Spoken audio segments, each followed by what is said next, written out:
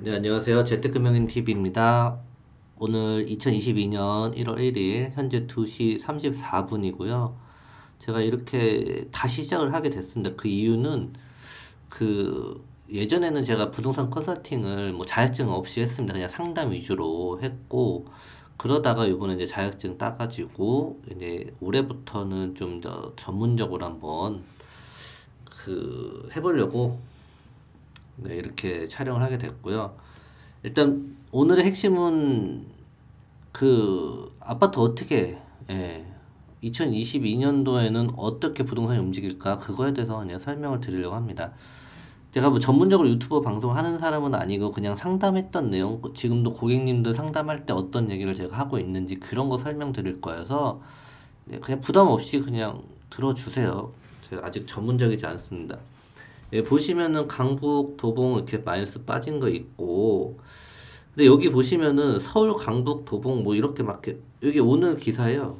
여기 있는데 한번 보실래요?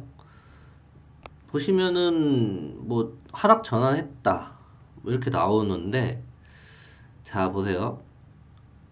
위에 보면은 이제 이런 도봉구, 은평구 이런 거 하락했는데, 밑에는 강남구, 서초구, 송파구, 양천구, 노원구는 상승했고, 이게 왜 이런 현상이 나타날까? 저는 이렇게 생각을 하거든요. 왜 이런 현상이 나타날까? 한 세 가지 정도의 이유가 있을 것 같아요. 세 가지 정도. 이거는 제가 뭐 다른 분한테 들은 건 아니고 그냥 오로지 제 생각입니다. 제 생각이고 한번 해볼게요. 첫째는 15억이 기준인 것 같아요. 15억. 이게 무슨 소리냐? 15억이 안 되는 아파트들은 대출이 되죠. 네, 대출이 되고 10억 이상인 아파트는 대출이 안 돼요. 이게 가장 큰 차이인 것 같거든요. 왜냐면은 한 10억 정도 갖고 계시는 분들이 이 정도 대출한 다음에 한 14억, 15억짜리 최대한 해서 이제 사시는 분들이 꽤 있어요. 근데 이런 아파트들은 지금 떨어지고 하락하고 이제 강북 지역, 그러니까 10억 미만들 아파트고요. 좀 경기도 쪽에서도 인기 좋은 뭐 이런 데들도 당연히 10억 미만들이 많이 좀 약간 보합이나 좀 이렇게 하락 반전하는 그런 게 있어요. 근데 15억 이상 아까 뉴스에도 보셨듯이 강남 당연히 강남 3구, 뭐 요즘에 4구라고도 하죠. 강동까지. 그 마용성도 있고 이런 데는 거의 다 10억 이상이에요. 근데 이런 데는 잘 안 빠지죠. 왜 안 빠지냐면은 어차피 1가구 1주택 뭐 이런 걸 다 떠나서 이분들은 이사를 가려면은 팔고 가야 되는데 아직은 이렇게 이사를 막 가고 싶은 그런 게 없어요. 왜냐면 비싸니까. 그러니까 눌러 앉아 있는 거거든요. 근데 이렇게 이 파신 분들 있죠. 여기에서 이제 14억, 10억에 파신 분들. 이 아파트 파신 분들은 여기로 넘어가고 싶은 거예요. 근데 지금 돈이 좀 있는 거죠. 현금을 좀 갖고 계세요. 요즘에 뭐 하이닉스 요번에 뭐 성과급 잔치했고 뭐 이런 게 있잖아요. 그 유동성도 좀 풍부하고 그래서 그러면 뭐 18억 정도 선에서는 충분히 이제 도전해 볼 만한 거죠. 그러니까 조금씩 오르는 거예요. 그러니까 여기서 이제 또 18억 정도 돼서 파신 분들 있죠. 이제 마용성 정도 18억 정도 파신 분들은 이분들도 돈이 또 있어요. 돈이 좀 있기 때문에 한 뭐 25억 전후로 해가지고 또 강남으로 넘어가는 거죠. 그러니까 이 시장이 좀 이렇게 이원화됐다고 할까요? 예, 분리가 된 느낌이에요. 그래서 이런 상황은 근데 저는 오래 가지 않을 거라 생각해요. 그 이유는 두 번째 뭐냐면은 이제 정치가 있죠. 대통령 선거가.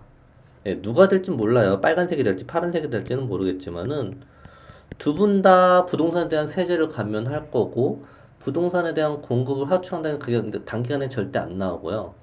공급이 된다는 거는 그 서울 외곽 지역에 되는 거지 절대로 강남 마영성 쪽에 될 수는 없어요. 재건축을 다 막고 있는데 지금도 이렇게 막 흐지부지 하잖아요. 뭐 많이 한다고 하지만은 실제 민간이 이제 움직이게 할 수 있는 상황도 아니고 그렇기 때문에 계속 공급 부족은 될 거예요.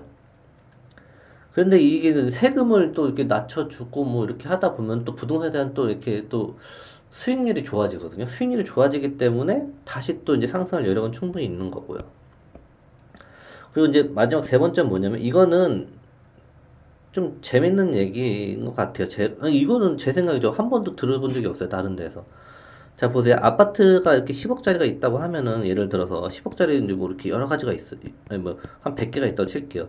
근데 요 아파트에 이제 요 사시는 분이 인테리어를 정말 화려하게 해가지고 막 1억 정도 이렇게 넣으신 거죠.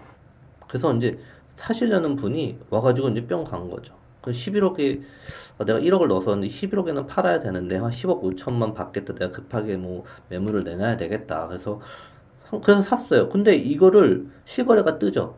그 옆에 있는 아파트는요.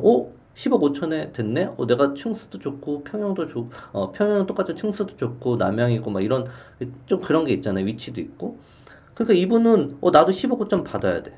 이제 이런 상황이 조금씩 되는 거죠. 요즘에 코로나 때문에 이제 집을 꾸미는 분들이 많잖아요. 그렇기 때문에 이런 상황이 조금씩은 더 영향이 있지 않을까 하는 생각이 좀 저는 있어요. 그렇기 때문에 뭐 물가 상승 이런 것도 있지만은 이런 게 또 코로나가 조금씩 이제 올리지 않을까. 예, 좀 약간 다른 생각인데 뭐 이런 건 제가 처음 생각한 겁니다.